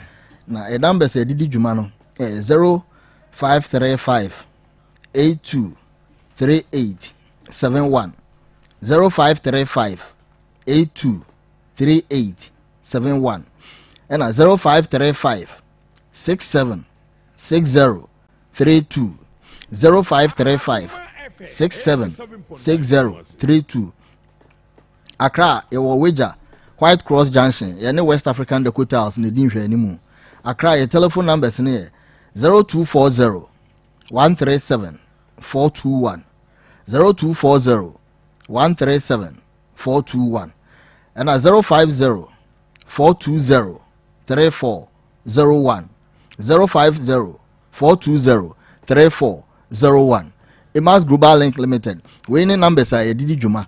Eti ni nyina so ye WhatsApp line. O friend na e biza na wa test. Enti den ti na wo se e ba kwantu nsem a Emax e na ye mfa numbers wasan kire kwan e ho ne yemra no. Den ti a akwantu e ho nsem o so obi ade na ni kire Emax Global Link Limited. E say Emax Global Link Limited. Ya ba system num ache more than 10 years e na ye di adwuma. Na nya problems bia with your clients. It's in the person will be biara ɛyɛ na Akoma so adeɛ sɛ ɔpɛ sɛ otu kwan no ɔde n'ani bɛkyerɛ Emas Global Link Limited na kwantuo ho nhyehyɛeɛ bia ɔde bɛdan ne aboa no Emas apart from sɛ wɔ system no makyɛ no yɛwɔ nhyehyɛeɛ ahodoɔ a yɛde gu akwa mu de boa yɛn client sɛ ɛyɛ school na apɛ sɛ ɔkɔ ɛyɛ adwuma ɛna wopɛ sɛ ɔkɔ yɛ obi man so no Emas yɛdi kan ɛkɔhwɛ adwuma korɔ no sɛ ɛwɔ hɔ ansa na yɛtumi de wakɔ uduru krom hɔ so a yɛ agent bɛba bɛfaw afiri airport na ɔde wakɔ baabi a wokɔ soɛ na adwuma no so yɛde wakɔ ɛyɛ school so a wode bɛda hɛ ne a yɛbɛ make sure sɛ course a wopɛ sɛ woyɛ no ɛne school na wopɛ no ɛyɛ saa school no na ɛwɔ sɛ yɛde ma wo for course na wopɛ sɛ wokɔyɛ no ne nyinaa yɛhwɛ saa nneɛma no nyinaa ansa na Emas yɛde watu kwan wɔ Ghana deɛ obi a wɔbɛtu kwan biara no sɛ ɛnyɛ school a na ɔpɛ sɛ ɔkɔyɛ adwuma pɛ sika de ba fie enti no Emas baabi a yɛde wokɔ a wonya ahotɔ abrabɔ ntimi nkɔ anim no yɛmfa wo nkɔ baabi a wokɔ a wobɛnya adwuma yɛnyɛ sika gu bɔtɔm de abɛhwɛ abusuafoɔ no ɛhɔ na Emas yɛde wobɛkɔ enti sɛ wotie na ɛyɛ wo da yɛ so sɛ wopɛ sɛ wotu kwan kɔ amanɔne kɔyɛ adwuma a bra Emas Global Link Limited yɛbɛboa wo Antigen say deals bɛn ɛna wɔ hɔ na henfoɔ na qualify sɛ ɔmbɛtumi aba ɛho nsɛm te sɛn okay sisi a Canada are you ready for obi a ɔpɛ sɛ ɔyɛ adwuma wɔ Canada sɛ wokura nsano dwuma ana sɛ wonkura nsano dwuma wɔ certificate ana woni certificate we yɛ for Canada work bra ne yɛmfa nkɔ Canada nkɔyɛ adwuma yɛ another package bi wɔ hɔ for nurses midwife and any public health worker so we are lab technician so we are physician assistant any of these public health workers no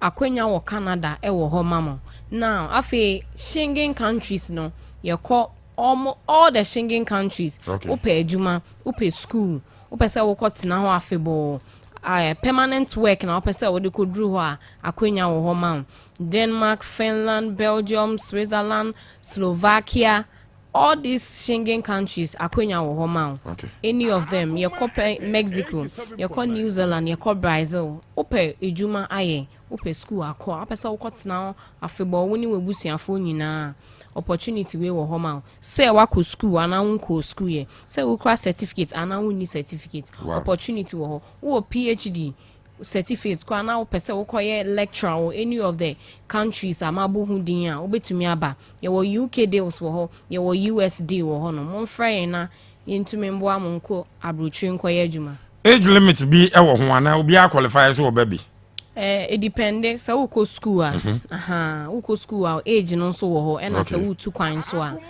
nsi sa wo exceed pension age no you get enti sɛde mbisa Gabi na Jane ma me mbisa wo ade enti ɛna me pesa nneema we nyina Emas ɛna me mfa mani nkyɛ Emas Global Link Limited eba akwentu a ye the best packages either Canada, UK, US and any of the Schengen countries any baby a opese wo ko bia ye wo airport pickups. This is a package a udru airport honom na unni obi a wo honom a ye nkrofo wo airport ho e twen unni obi a wo ho kodru honom nko na wo ko honom you don't have to worry because obi on ba be fa wo airport honom akodru baby a wo ko safe and sound ye wo contract wo ho a ye de ato akwemu kama favor client ni because oba no onim yen nti your packages ni dey are very very good now obi a oba ka say na nkofo we omobo akwentu we are ejuma for more than 10 years when we are going to Canada we know what Canada embassy is looking for nti o buy aswe ya ye de wo ko baby a ye de wo be ko ejuma na wo pa ye ma school na wo pa ye travel how our school no uniema sifate either in a university or in the colleges nti offer bia wo pese wo bia in any of these country bia wo buy aswe ya ye be travel the right procedures is wo de to akwemu and some akodru countries we na into Emas Global Link Limited, we make traveling very easy for everyone. Yes, Emas and na ocho mungana. Gabi, mami sam na osubio. Say ya mochi akwana for numbers me to us. Na say bina manfo aresemu wo traveling to mu na eyabo from we sense obi be jiu sika oba hwe office no kra be kona ya to obi wo kra anya ne office no wo say that chalk na be tro kwa. Emas for assurance no anything ɛna sɛdeɛ mo si na obi wa bɛfa wo yɛbɛyɛ sɛ amanfo adwe nyɛ ɔmo sɛ ebi a cost no bɛyɛ too high. Okay, medase imas yɛkyerɛ kwan Kumasi yɛwɔ asafo yɛne senate office na ɛdi nhwɛ animu your telephone numbers ne yɛ 0535 82 3871 0535 82 3871 anaasɛ 0535 67 60 32 0535 67 60 32 Accra yɛwɔ Wager White Cross Junction yɛne West African Decotals na ɛdi nhwɛ animu Accra yɛ telephone numbers yɛdidi dwuma ne yɛ 0240 137421 0240 137421 anaasɛ 050 420 3401 050 420 3401 Emax yɛ telephone numbers yɛ yɛdidi dwuma ne aso yɛ no wo de bibi akyerɛ wadwen frɛ yɛn wobɛduru asafo senate opposite to afrɛ yɛbɛkyerɛ wɔ ɛkyerɛ kwan na waba assurance ben na mode ma ɔmo a yɛto nsa afrɛ ɔmo yi ne ebi obi adwen yɛ ne sɛ sɛdeɛ package ne city ne ebi ɛbɛyɛ too high yɛ package no deɛ ne boɔ ɛnyɛ de na ɛda fam koraa wow ɛda fam nti sɛ wo deɛ wopɛ sɛ otu kwan abra na assurance amede ma obi biara wopɛ sɛ otu kwan ɛkɔ amanɔne ne sɛ Emax adwuma no a yɛyɛ no yɛhu Ghana obi pɛ sɛ otu kwan a obi wɔ hɔ a sɛ nyɛ bosia no wakɔbɔ a na watɔn ne japadeɛ bi enti no yɛyɛ nhyehyɛ a yɛyɛ ne sɛ wontimi na woba yɛ hɔ sɛ yɛmmoa wo yɛwɔ nkrataa sɛ ma yɛde bɛgu akwa mu ne wayɛ agreement yɛkɔ ne sɛ yɛ refuse wo visa de free yɛ na usika a wotua maa yɛ no yɛbɛ refund de ama wo ɛyɛ nhyehyɛ a yɛde ato hɔ a abɔ yɛ adwuma no ho ban saa ma bɛduru ɛno nti na amanfoɔ bɔgye yɛ so Emax no na ɛsɛ batakari adɔɔso ama yɛ hu kramo papa enti sɛ wopɛ sɛ wotu kwan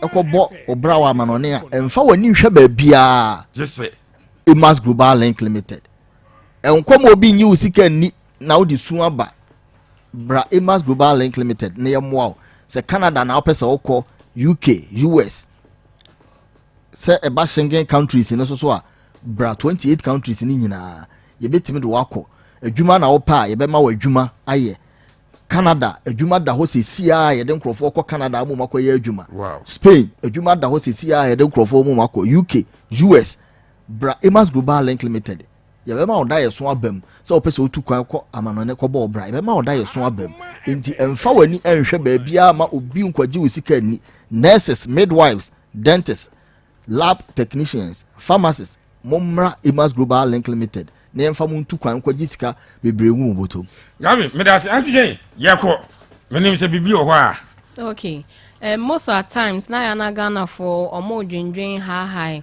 miniska me was saying most of the times no agencies bebree fake but and there ebi mu tu kwan ochina obi betu kwan ochina echi obi betu kwan mon frɛn problem bi wɔ no ma obi wɔ no ma na na ebusue ni bi wɔ abrochiri opese obefa ne aka no mon frɛn na moma ye nkyerɛkyerɛ mo kwan a mo befa so de akɔ obi wɔ kɔ a ye ka se yama ne invitation letter opɛ agency bi afa no so e de sa invitation letter no akɔgye ne visa onim obi wɔ kɔ a ne ai ka se wenya visa ba opɛ ticket yeye hotel reservation in any of countries I abobosi there's an opportunity for you with your friend yamboa with reservation yamboa o ma wonje o visa yamboa ma wonya o ticket wo pese wutu kwan a wo de friend se school na wo kɔ se baabia na wo pese wo kɔ a wo de friend na yen kyerɛkyerɛ wo se ne ye niema kɔ boaboa wo sika no na yemfa wontu kwan Anthony yɛda ase pii nti Gabi and Jane from Emax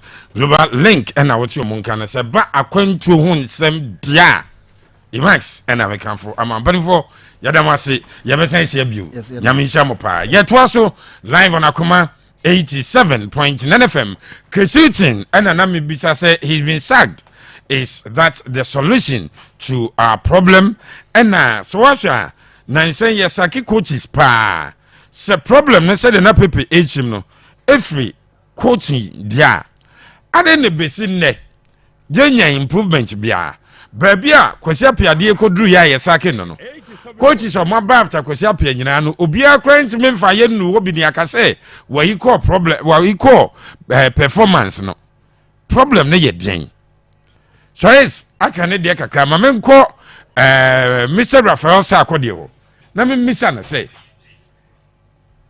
sacking of coaches no and any solution to our problems now Chris Whitton is gone it's or he's been sacked is our problem solved Saraf opinion problem no ya solve say ya yi Chris adi me say ye pese agije chini awo nyina ye njai criticisms ne diagnosis ne nyoma ye na ye njai football people na ye my 2 years we'll be back in the same scenario. There's a reason why I'm deciding. So if you have come back, say after 1 week, after 2 weeks, we went back to business. I mean, nothing changed. Near can league once league in koyo it mean compete to Africa can football people for yeah. Still that order is still happening. Not yet can about structures of our football. Nothing has changed. Now you can about youth development, coach football. Sa nothing bibia ensign. Now you can about the capacity of your coaches. Say your coaches no, the omunima and omunim. Error necessary. But what they know is what they know because we are not doing anything to improve their skills. Now you can about officiating.